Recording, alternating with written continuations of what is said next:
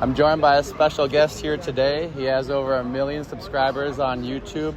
He's been doing music for over a decade. And he's here today opening for Futuristic. Yeah, let's go. Yeah. I go by Gremlin. He goes by Gremlin. So let's go back all the way to 2012 when Gremlin Land came out. What was your first thoughts about getting into music? I thought it was going to be easy. I figured all you had to do was put out a cool song or what you thought was a cool song, and then, you know, the internet takes it and does its thing. But it was a lot fucking harder than I imagined, you know. It's not as simple as putting out an album and a song. But I thought I was going to make it in no time, you know, because fucking ego and shit, right? And, yeah, it didn't happen. What were some of the people at that time that really inspired you to pursue your dreams of making music? Like family and stuff, or like artists? Artists, people in your life? Yeah. Let's see. Probably my mom is number one. Probably because I always told her I would get her a farm one day with music stuff. So she kind of pushed me to do it. I had to do it for her. So that was definitely number one for sure. That's awesome. Yeah. And how has your music journey changed? Because we started 2012 with Gremlin Land, and 2022 is when your Stars album comes out and stuff really starts to pick up. What did you feel like changed? Yeah, 2022, right? 2022 is the year, yep. And that's kind of, you had your song with Futuristic on there. Yes. You had Find My Way on there, you had Whiskey Over Ice on there. Yes. Did you know before that album dropped that was going to be changing your numbers a lot? No, I had no idea. It ended up going number 3 on the iTunes charts, which was crazy, right behind Megan Thee Stallion. Couldn't beat her, but whatever. And then there was a song on there called Find My Way that I was reluctant to put on there, but I put it on anyway. And then about 4 or 5 months later, I posted a TikTok with it. It didn't pop off on my album. It didn't. About 4 or 5 months later after the album, I did a TikTok with it. The song went viral. Shot a music video for it. Numbers skyrocketed. All because of a fucking TikTok. And I'm like, oh shit. So I had no idea, but I still kept pushing it 4 or 5 months afterwards, and then that finally like pushed it even more. You know what I mean? And now it's one of my top songs ever. Yeah, that's awesome. Yeah, it's crazy. After you put out a song like that you don't necessarily know how it's gonna go, but it has this crazy traction that builds, how do you go into the next song that maybe doesn't have the same numbers, but feeling like you put the same effort into it and you don't see the same love returned on it? Well, I mean, it sucks for sure. You know, when you put out a song after that and it doesn't hit the same, that happens all the time. Like, happens all the time, you know. And I'm like, oh, maybe I'll make a song similar or something like that. But it has to come genuinely, you know, and not trying to make a hit or trying to make a song that sounds similar. It just has to come from the heart. But it doesn't bother me as much as it used to. My music now is pretty consistent, and they all do really pretty good numbers. So, yeah. I'm happy with where everything's at. Yeah, that's awesome. Yeah.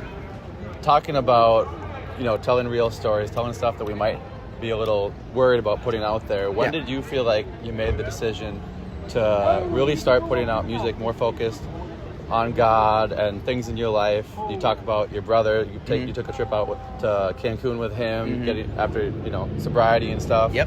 When did that push really start for you? So I would say with my mom's song, when I was talking about her sobriety in 2017, that was the first song I ever made about that. Put that out, went viral. I'm like, okay, let me just talk about my life and shit, right? So I started talking about more of my life, talking about more of my brother, and just being honest and open with everybody, right? And I love doing it, and I love seeing people relate to my story, you know, because everyone is afraid to tell their story because they're afraid of being judged. But, you know, when I tell stories like my mom or my brother, they resonate with it, and it's such a beautiful thing to be able to see that. But to answer your question, when I started making music like that, it would probably be in 2017 when my mom's song came out. I wanted to talk more about that. And have you felt that since that first one in 2017 that it's gotten easier, or does it feel different because it's a different story each time you're putting something out? What do you mean? So like the one in 2017 is about your mom, right? And then other songs you put out since then have been some about your struggles, about other people in your life. Does that change the dynamic of it, or does it feel like once you put that first one out, it's been a little bit easier? Oh, it's been definitely a lot easier, and like I can talk about so many different things: anxiety, depression. There's so many topics, you know what I mean? Yeah. Alcohol, fucking my struggle with that, my relationships, you know, everything, you know. But I don't only talk about sad shit now. Yeah. Now I'm starting to talk more about God, like you said earlier, which I started doing that after my grandmother passed earlier this year, because she always said she wanted me to talk about God more and not cuss. So this year is dedicated to just making songs that would make her happy. So that's why I'm talking about more songs about God. And honestly, it's fulfilling to me too. Like, I don't remember the last time before I started making music like this that I actually enjoyed writing, you know. But these new songs I love. That's awesome. Yeah. That's really cool that you're using that to honor her this year. Thank you, bro. Yeah. I appreciate that. Kind of going off of that, when I first found you, something that I also found on YouTube that was really big and kind of helped with growing the YouTube was your Uber drivers videos, where you'd be an Uber driver. The infamous Uber rapper. Yeah. What started your idea with that? Like, what was the... So, there was another rapper, which I always give him credit for, named High Res. And I seen him doing it, and I seen a few other artists doing that, rapping in Ubers. But all of them were rapping very fast. You know what I mean? Very fast and like witty, this and that, da-da-da-da. But I'm like, no one's making an Uber wanting that. No, well, not that they don't want that, but no one's ready. making sad music or reality type music in a Uber. Mm-hmm. So then I was like, you know what? Let me give it a shot.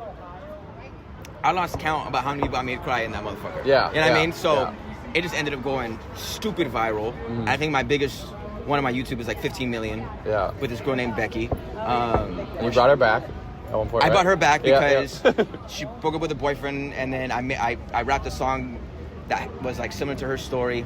Brought her back, how to get over a breakup, and that ended up going crazy too. Yeah. And it was such a crazy time, bro. It was a crazy time to be alive, and that was the first time actually.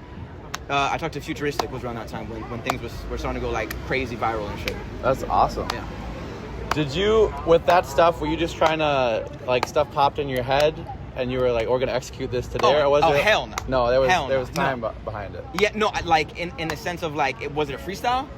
No, not the videos themselves, but the ideas of like, all right, so we're gonna put this song in the Uber because I think this will resonate with people. Yeah, I mean, like it took a long time to try to fine tune it, but eventually I just started just stop overthinking it and just fucking going. Like, song cool, let's run it. Yeah, like, that's in and out. Like I hate to overthink shit now, although I still do. But when it came to that, I fucking honed in on it, and I'm just like, let's just go. I don't want to think about it.